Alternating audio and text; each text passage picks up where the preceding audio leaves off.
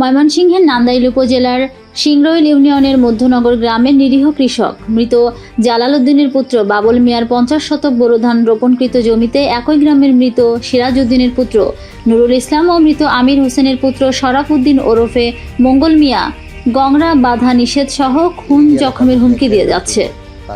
এ বিষয়ে নিরীহ কৃষক বাবুল মিয়া বাদী হয়ে নান্দাইল মডেল থানায় একটি লিখিত অভিযোগ দায়ের করেছেন। থানায় অভিযোগ সূত্রে ও সরজমিনে গিয়ে জানান, নুরুল ইসলাম ও শরাফ উদ্দিন ওরফে মঙ্গল মিয়া গংদের সাথে বাবুল মিয়ার প্রতিবেশী জলিল মিয়ার বিরোধ চলে আসছে। উক্ত বিরোধকে কেন্দ্র করে জলিল মিয়ার বাড়িতে হামলা ও ভাঙচুর হয়। ভাঙচুরের মামলায় বাবুল মিয়াকে সাক্ষী করায় হামলার আসামি নুরুল ইসলাম ও মঙ্গল মিয়া গংরা তার পৈতৃক সম্পত্তি 50 শতক জমিতে বোরো ধান কাটতে বাধা দিয়ে আসছে। উক্ত জমিতে শ্রমিকরা ধান কাটতে গেলে শ্রমিকদের অকথ্য ভাষায় গালিগালাজ সহ বিভিন্ন ধরনের হুমকি দিয়ে তাড়িয়ে দেয়। মাঠের সকল কৃষকদের জমি কাটা হলেও একমাত্র বাবুল মিয়ার জমি বাধার কারণে পড়ে আছে। এ বিষয়ে বাবুল মিয়ার স্ত্রী বলেন, আমাদের 50 শতক জমি ধান কাটতে না পারলে বাচ্চাদেরকে নিয়ে অনাহারে দিন কাটাতে হবে। এলাকার জৈনিক লোকতান মিয়া ও হুসাইন আলম সাজন বলেন, বাবুল মিয়ার কাছে ওরা কোনো টাকা পাবে না, এটা সম্পূর্ণ মিথ্যা।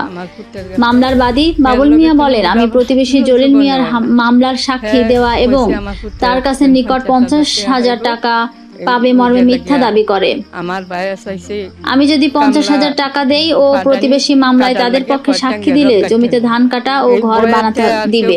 এ বিষয়ে নান্দাইল মডেল থানার ইনচার্জ মোহাম্মদ আনোয়ার হোসেন অভিযোগ বিষয়টি নিশ্চিত করেছে এবং বলেছেন, লিখিত অভিযোগ পেয়েছি। এসআই আব্দুস সালামকে মামলাটি তদন্তের দায়িত্ব দেওয়া হয়েছে। তদন্ত করে পরবর্তীতে প্রয়োজনীয় ব্যবস্থা গ্রহণ করা হবে। জমি কাটতারে না, ধান কাটতারে না, 5 কাটা জমি নষ্ট হইতাম, তারপরে বাড়ি ঘরে আইতারে না, ঘর করতারে না, অত্যাচার মাইজাল হুমকি আমার কাছে 50,000 টাকা হইব। তা আমার জানা সত্ত্বে আমরা কোনোদিন শুনি নাই। এর কাছে 50,000 মানে 2-4-5,000 টাকা হইলে তো অন্য বিষয়।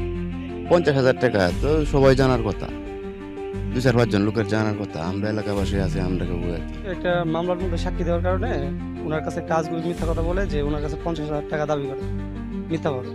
তো এই টাকা না দেওয়ার কারণে তার একটা ফসলি জমি আছে 5 কাঠা, তা কাটতে দিতেছে।